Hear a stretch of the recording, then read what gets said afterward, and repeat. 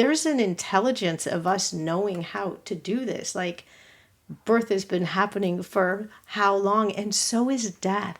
And I think one of the things is actually we know how to die.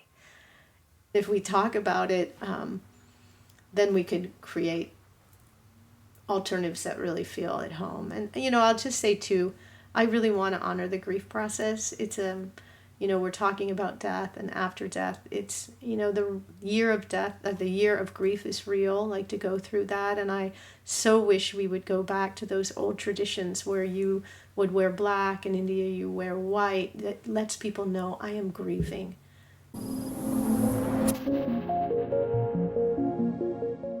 We were going to enter into the space of death, but partly I'm having this conversation with you because you are in the role of a death doula. That's right. And so maybe we could briefly, for the audience, if you could share what this role is. Well, what death doulas, end of life doulas, death midwives, so many different names now. It's really, in the birth doula world, like that came about because it's about people that care about these transitions of coming from beyond into this world and into this world back into the beyond. And like how in our culture there's so much fear and discomfort.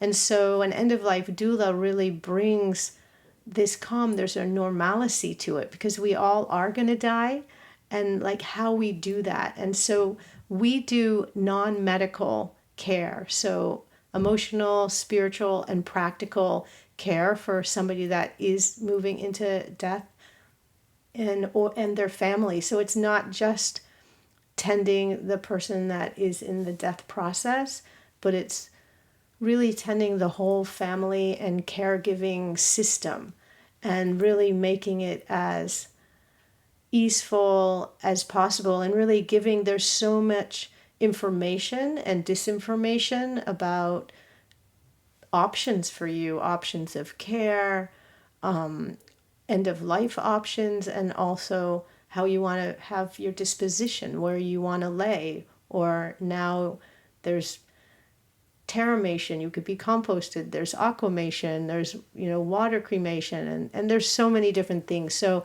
it's really giving people information and care and really helping them through the whole journey. Yeah. Wow, wonderful. What's coming to me, of course, as I started this conversation with what is sort of death to you, and maybe we're going to enter into it more, maybe we've already started to do that. What you're describing of this process of with the family and what surrounds death before death happens, I'm thinking of also birth, that it's a passageway and often not. There's a lot of work involved, both for, of course, the parents and the mother in particular who's giving birth, but also the child who, you go through labor, and the labor can be intense, and there are a lot of things that can go wrong. So it's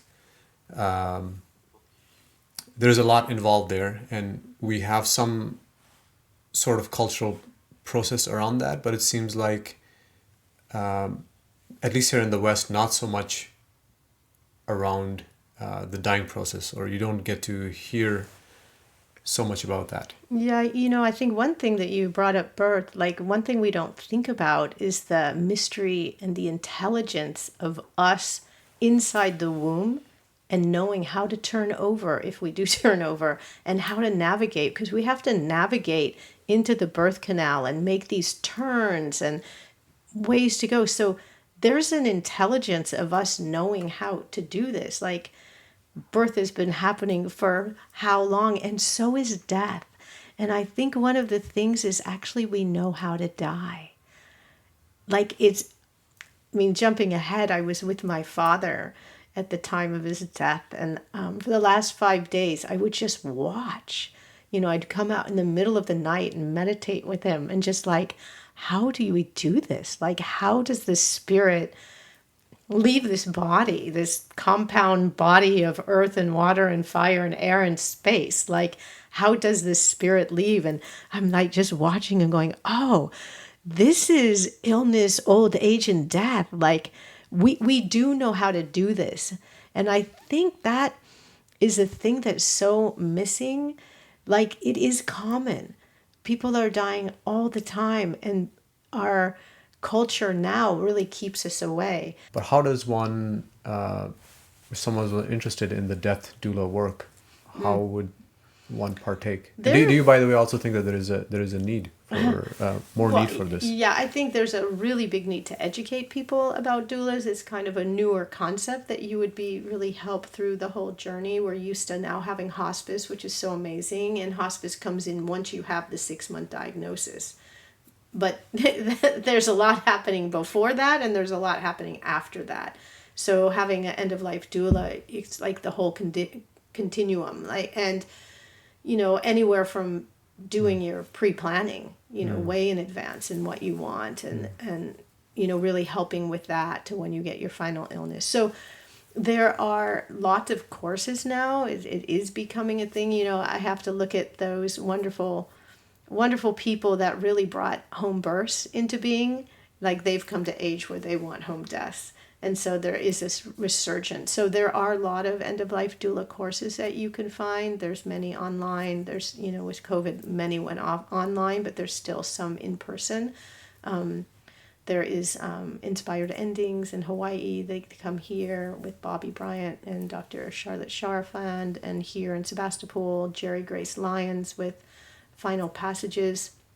She is one of the founding grandmothers of the home funeral movement. She's helped about 500 families here in the area, and she has a 3-level course, and I'm still involved with level 3 training of that. And so those are always ongoing. And, for anybody that's in Europe or wants an incredible vacation in the south of Spain in an incredible villa, me and a dear friend named Cassia will be doing a training called the Mystery School of Living and Dying that will be a deep dive into really our own emotional landscape of our relationship to death and our spiritual connection. So a lot of somatic work and practices, and then we'll be teaching really practical things too, and we'll have a ritual of somebody volunteering to be our deceased and going through the whole process of them dying and doing home funeral body washing and afterwards, and we have a whole bunch of things. So that training is November 1st through 4th in Spain, and which is bringing me to this incredible pilgrimage that I'm now going on to Europe. Yes, we'll definitely put that in the show notes, the information, if someone was interested in signing up for. That's something that intrigues me very much.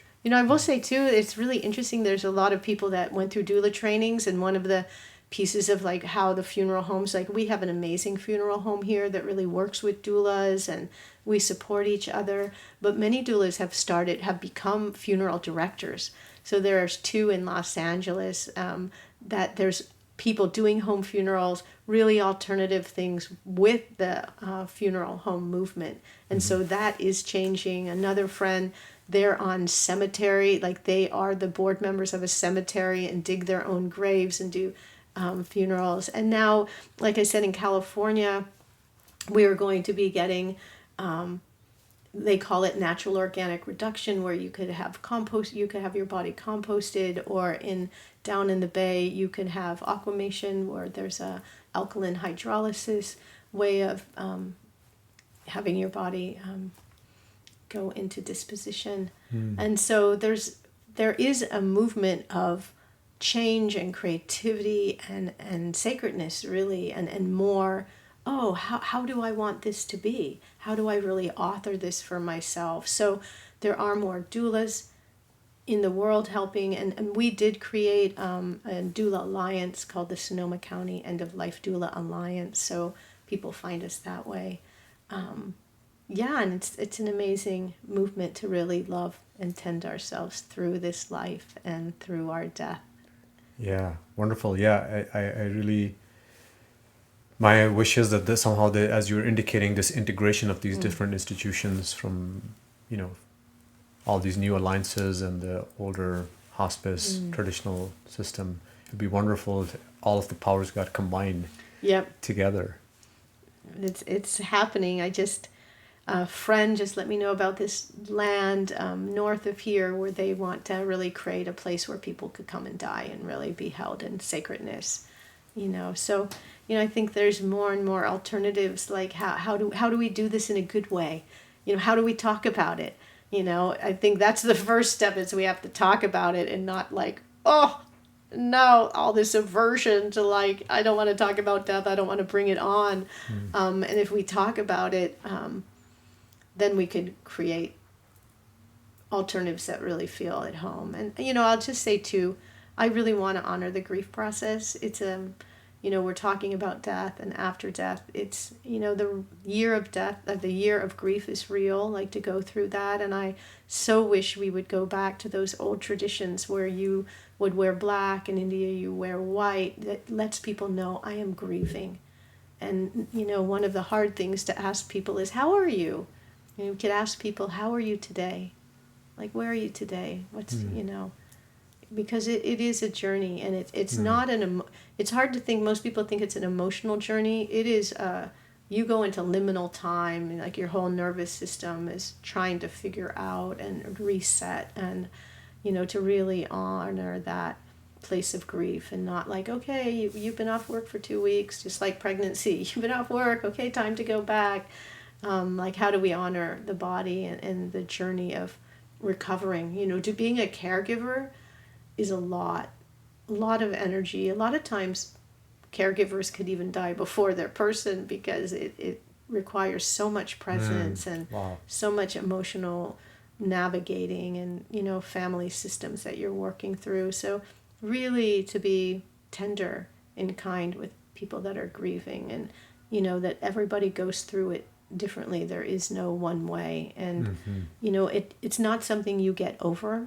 You will always walk with grief, and you will always walk with that person close into your heart, and they become your guide. People, you talk to them, they give you pieces of information, and so they will always walk with you. They will always be there, and how to really honor that piece of grief.